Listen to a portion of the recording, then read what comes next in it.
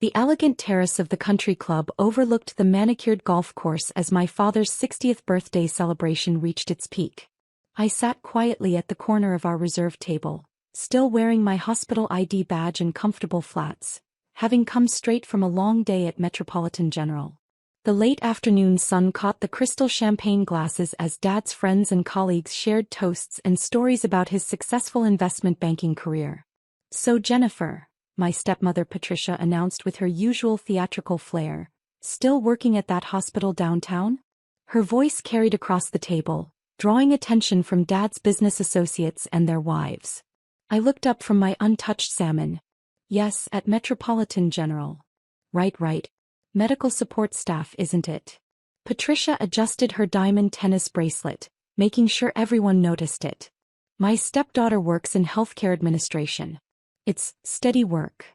The guests nodded politely while I continued eating.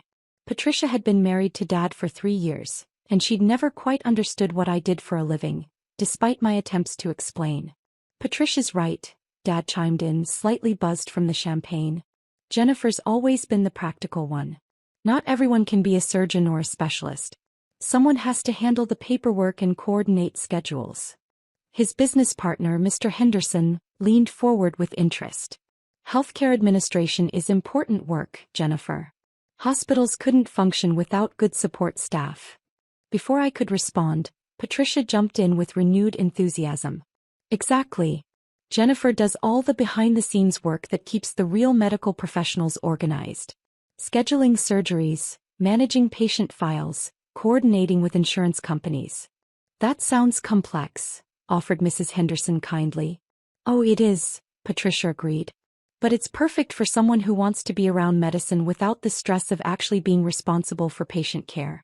Jennifer gets to wear scrubs and feel medical without having to make life-or-death decisions." I took a sip of water and remained quiet, accustomed to these mischaracterizations. "The beauty of Jennifer's job," Patricia continued, warming to her favorite topic, "is that she gets all the stability of hospital employment without the pressure that real doctors face.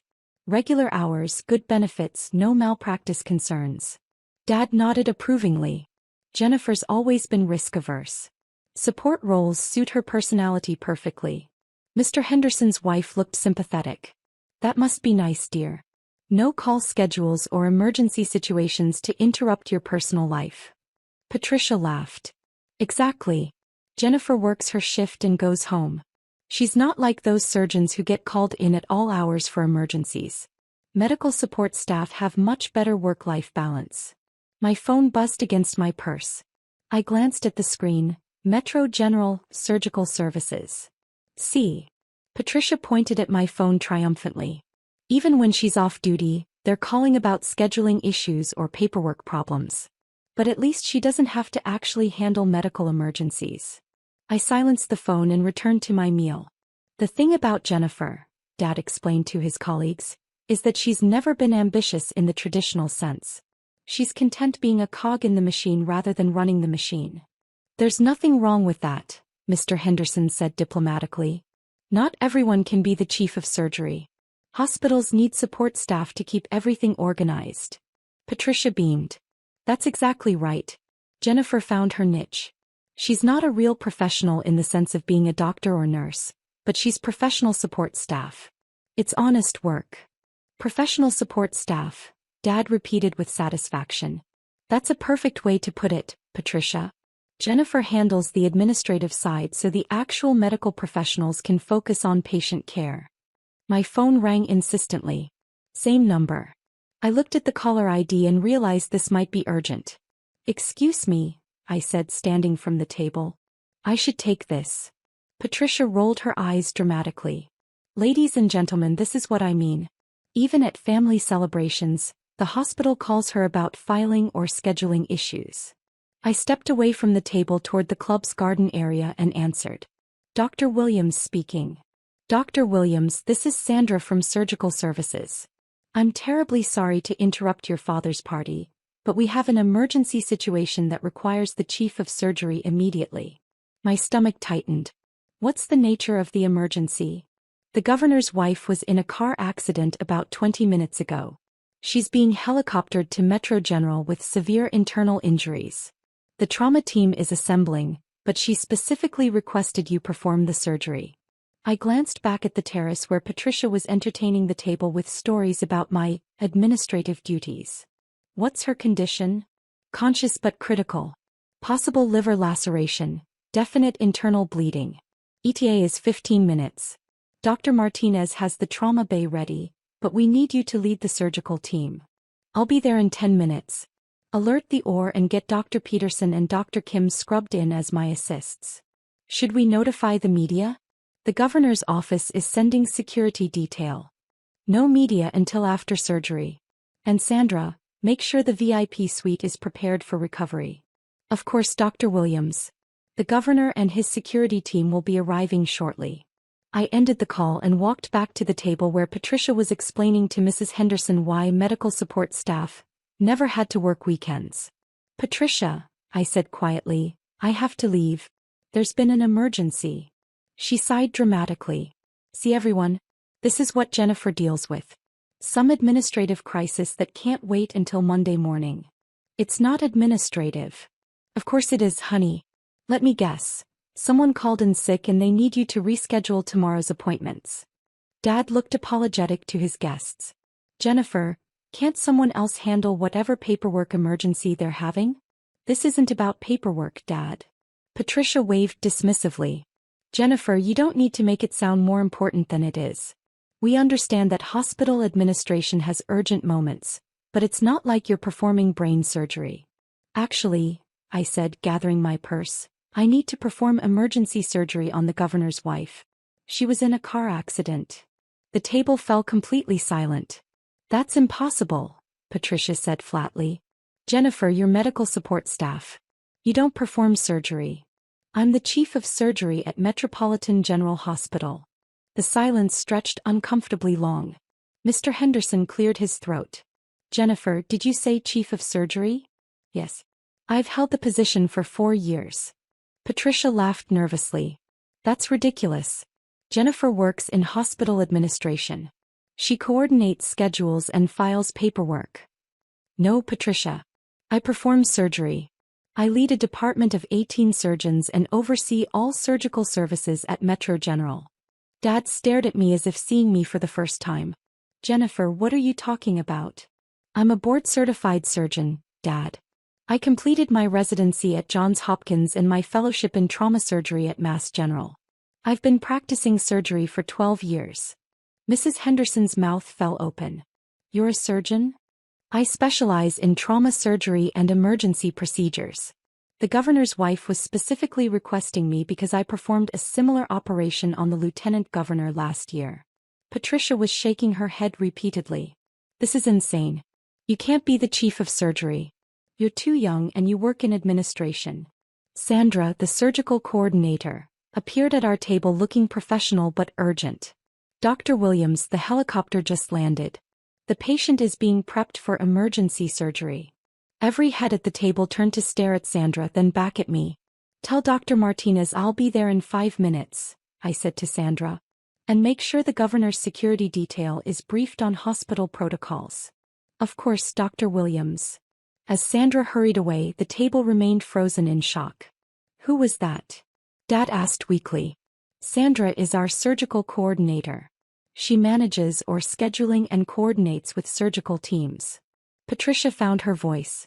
Jennifer, this is some kind of mistake. You can't possibly be performing surgery on the governor's wife. I need to go, I said, standing. The patient has severe internal injuries and every minute counts.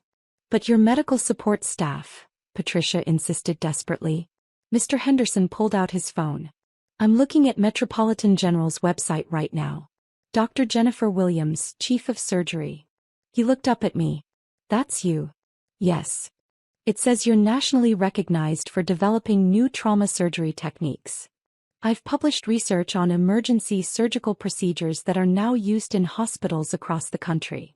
Dad grabbed Mr. Henderson's phone and scrolled frantically. This says you won the American College of Surgeons Outstanding Achievement Award. 2 years ago, yes. Patricia was staring at me as if I'd grown a second head. Jennifer, how is this possible? We thought you were administrative staff. You assumed I was administrative staff. I never said that. But you wear scrubs. Surgeons wear scrubs, Patricia. And you said you worked at the hospital. I do work at the hospital. In the operating rooms. The sound of helicopter rotors grew louder overhead. I could see the medical helicopter landing on the hospital pad visible in the distance. I really have to go, I said firmly. The governor's wife needs immediate surgery to stop internal bleeding. Jennifer, Dad called as I started walking away. Wait. I don't understand. How long have you been a surgeon? 12 years, Dad. Since I finished my residency. But we never knew. Because you never asked. Every time I tried to explain my work, you or Patricia would interrupt with assumptions about what you thought I did. Mrs. Henderson looked mortified. Dr. Williams, we had no idea. We're so sorry. There's nothing to apologize for, I said, though my tone was cooler now. I need to save someone's life. As I walked toward my car, I could hear Patricia's voice behind me. This has to be some kind of misunderstanding. Jennifer can't be the chief of surgery. The drive to Metropolitan General took 8 minutes. When I arrived, the trauma bay was in controlled chaos. Nurses prepping equipment, anesthesiologists checking monitors, surgical residents reviewing the patient's condition. The governor's wife was conscious but clearly in significant pain. Dr. Martinez, our trauma director, met me at the patient's bedside. Dr. Williams, thank God you're here. We've got liver laceration, possible splenic injury, and significant internal bleeding. I quickly examined the patient and reviewed her scans. Prep or 2 immediately. We need to explore and repair the liver laceration first, then assess the spleen. Should we wait for additional surgeons? Dr. Peterson and Dr. Kim are scrubbing in. We proceed in 10 minutes. The surgery lasted 4 hours. The liver laceration was complex, requiring careful repair to preserve function while stopping the bleeding. Fortunately, the spleen was intact, though bruised. The governor's wife would make a full recovery. As I emerged from the OR, still in surgical scrubs, I found the governor, his security detail, and a small group of hospital administrators waiting anxiously. Governor, I said, approaching him directly, the surgery was successful. Your wife will make a complete recovery. Relief flooded his face. Dr. Williams, thank you. Thank you for saving her life. She's stable now and will be moved to the ICU for monitoring. You should be able to see her in about an hour. Doctor, I can't express how grateful we are. When the paramedics said they were bringing her to Metro General, I immediately asked for you. Your reputation for trauma surgery is unparalleled. Hospital CO Dr. Patterson joined our group. Governor, Dr. Williams is one of the finest trauma surgeons in the country. Your wife couldn't be in better hands. As we discussed the recovery plan and follow-up care, my phone buzzed with texts from my family. Dad, Jennifer, we're at the hospital. Can we see you? Patricia, I owe you the biggest apology of my life. 2 hours later, after ensuring my patient was stable in the ICU, I met my family in the hospital lobby. They looked small and uncomfortable in the bustling medical environment. Jennifer, Dad said as I approached, we saw the news. Channel 7 reported that you successfully operated on the governor's wife. The surgery went well. She'll make a full recovery. Patricia stepped forward, her earlier confidence completely gone. Jennifer, I don't know how to apologize for what I said. For what I thought about your work. Patricia, you don't need to. Yes, I do. I spent 3 years thinking you were some kind of hospital secretary when you were actually saving lives. I'm mortified. Dad looked genuinely ashamed. Jennifer, why didn't you correct us? Why let us think you were administrative staff? Because every job in a hospital has dignity, Dad. The people who coordinate schedules and manage files are just as important as the surgeons. A hospital can't function without every role being filled professionally. But you're the chief of surgery. And tomorrow I'll be back in the OR wearing the same scrubs Patricia mocked, doing the same work you thought was just steady employment. Mrs. Henderson, who had come with them, shook her head. Dr. Williams, we feel terrible about our assumptions. There's nothing to feel terrible about. But maybe next time ask someone about their work before deciding what it means. Patricia hugged me tightly. Jennifer, can you forgive us? And can you tell us about what you really do? I want to understand. I smiled for the first time that evening. I'd be happy to tell you about trauma surgery. But first, let me check on my patient one more time. As we walked toward the elevators, Dad asked quietly, Jennifer, are you proud of what you do? Every single day, Dad. Every single day. Just another day at the office.